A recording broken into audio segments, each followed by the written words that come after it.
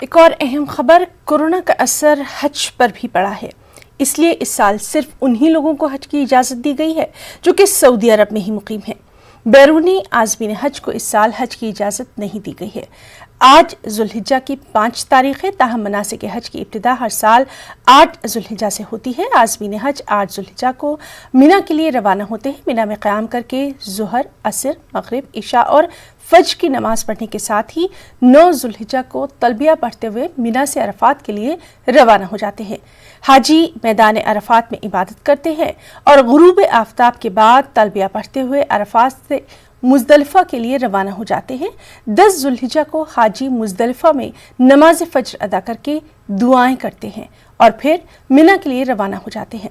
مینا پہنچ کر کنکریاں مارتے ہیں، قربانی کرتے ہیں، سر منڈواتے ہیں۔